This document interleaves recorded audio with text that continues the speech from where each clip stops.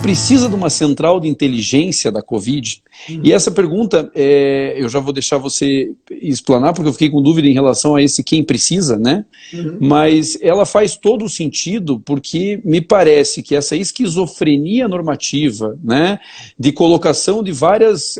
hoje você, por exemplo, como procuradora, você tem um cenário complexo a administrar do ponto de vista normativo, do ponto de vista social, do ponto de vista...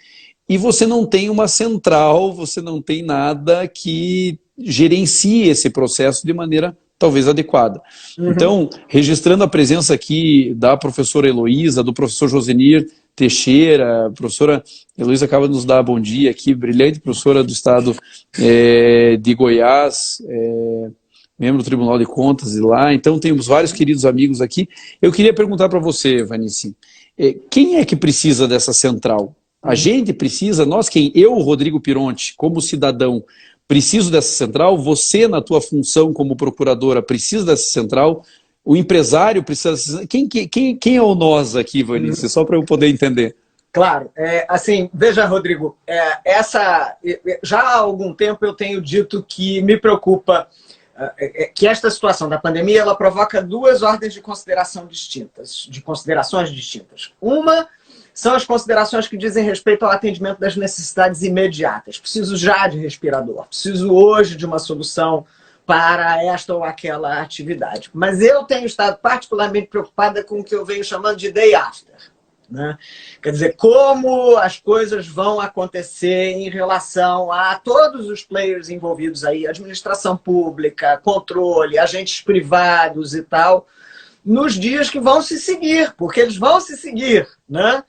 Não há bem que sempre dure, nem há mal que nunca acabe. Então, isso está dentro desse contexto de day after, de como a gente vai vivenciar essas experiências e dar as respostas num momento em que a gente comece a ter por superada a crise mais aguda da pandemia. E aí a gente precisa pensar, quer dizer, qual é o contexto que me leva a falar numa central de inteligência para eu chegar na sua pergunta de quem é o beneficiário, por assim dizer, né? Quem precisa de uma central de inteligência. Quer dizer, a gente vive uma circunstância que é inédita sob todas as perspectivas. Inédita no seu alcance, né? A pandemia de caráter mundial.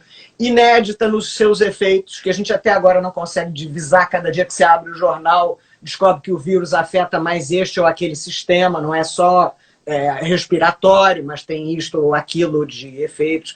Então ela é inédita no alcance, é inédita nos efeitos, ainda é uma incógnita no que diz respeito à sua duração temporal, porque há quem diga que você fica imunizado, há quem diga que não, o vírus está mudando, não está mudando, né? Tem países que já experimentaram relaxamento, tiveram que andar para trás.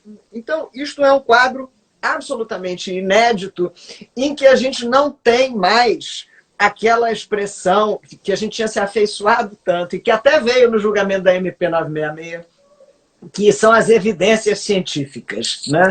Você mencionou a presença da Heloísa. A Heloísa esteve numa live comigo lá no Centro de Estudos da Procuradoria e eu usei uma frase, eu disse que a racionalidade iluminista nos traiu, né? Não tem mais. As certezas científicas, acabou. Não tem. Né? Eu participei de uma live, Rodrigo, com o pessoal da área de saúde e uma professora muito renomada na área dizia, olha, esse negócio de evidência científica, a gente não diz mais isso na saúde. A expressão que a gente usa na saúde é reticências científicas. E eu disse a ela, professora, você diz isso para o advogado tem um arrepio de horror.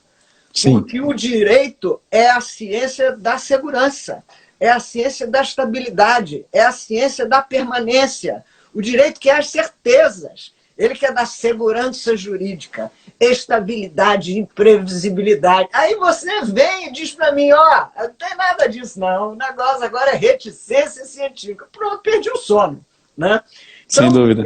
Este é o quadro que a gente vivencia. Some-se a isso uma questão que a gente aprende, né, e repete, nós, professores de Direito Administrativo, a gente vai lá dar aula de estrutura da administração e a gente diz assim, a administração se organiza a partir do critério de especialização funcional. Não é isso? Quando a gente vai lá ensinar desconcentração, descentralização. E a gente sabe que essa aplicação do critério de especialização funcional acaba levando a uma visão totalmente compartimentada né? Cada estrutura da administração vê só o seu negócio, tem visão de túnel. O seu negócio, os seus cidadãos por ela atendidos, o seu orçamento, o seu, né?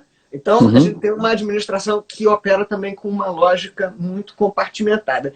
E esse é um momento em que a conjugação desses fatores pode ser muito perversa, porque pode levar a uma dispersão das informações. Sim. E essa dispersão das informações não permitir à administração se informar e decidir bem, né? E se a administração não se informa e não decide bem, os prejudicados somos todos nós, né? Então a administração é prejudicada porque a sua decisão fica mais sujeita a impugnações no day after pelo controle, né? A sociedade é prejudicada porque a administração decide mal, né? Sem extrair o máximo possível da pouca informação disponível. O player privado, aquele que mantém negócios com a administração, que contrata com a administração, é prejudicado porque uma decisão da administração fragilizada coloca ele também em risco, né? Ele quer estabelecer um negócio com a administração nesse momento, mas ele não quer que esse negócio amanhã ou depois seja objeto de uma impugnação, uma civil pública, uma suspensão pelo Tribunal de Contas e tal. Então, esta ideia, né, de uma central de inteligência, né, eu tenho usado essa expressão, uma central de inteligência da pandemia, é uma ideia que, em tese, beneficia a todo mundo, porque ela permitirá combater esta dispersão de informações. A ideia que está por trás é você fazer uma reunião numa determinada estrutura da administração das informações que orientem as decisões que são formuladas no curso dessa pandemia.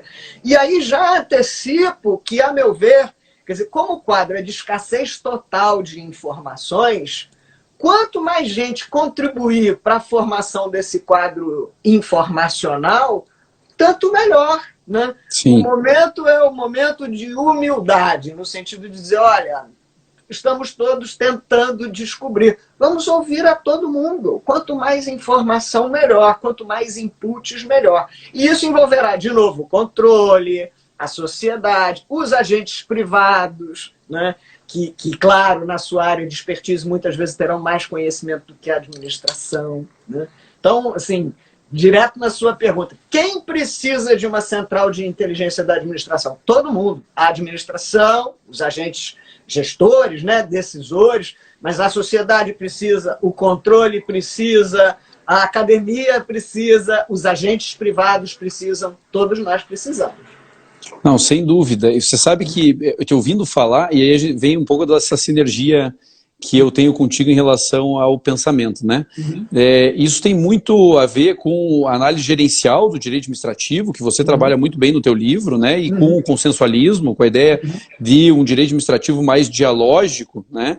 E eu realmente acredito, Vanice, que nós não sairemos, até anotei aqui enquanto você estava falando, da mesma forma como esse vírus afeta individualmente cada um de nós, porque já não é possível mais se falar que existe grupo de risco, né? Agora eu acabo de ler ontem uma notícia na revista super interessante de que 200 crianças que tiveram o vírus e que foram, em tese, assintomáticas, desenvolveram uma nova doença inflamatória, né? Então, a gente vê, como você disse, um vírus muito mutável em cada um dos organismos, né?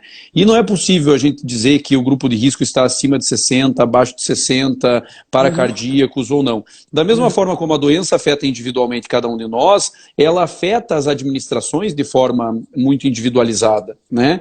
Então, essa tua proposta de uma gestão central das informações é muito relevante, né?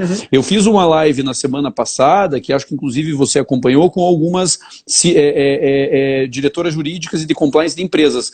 E me chamou a atenção a Fabiana, do Grupo Boticário, por exemplo, que disse o seguinte: Rodrigo, nós temos lojas franqueadas no Brasil inteiro. Sim. Como é que eu vou soltar uma orientação para abrir as franquias, uma orientação para abrir as lojas, Se eu tenho loja no Rio de Janeiro, no Amazonas, né, ou seja, e tenho loja no Paraná, que são realidades completamente distintas. Então, essa inteligência que no direito privado, que na iniciativa privada se tem, eu acho muito relevante você trazer para uma análise do direito público, né? Porque realmente não se traz mais aqui uma possibilidade de se avaliar os órgãos de controle, a administração pública, seja o executivo, né, o legislativo, o judiciário, numa postura autoritária, concorda, Vanice? Sim, eu acho sim. que é muito mais o diálogo. Então, eu até acho que seria legal, nesse início, a gente bater um papo sobre essa questão.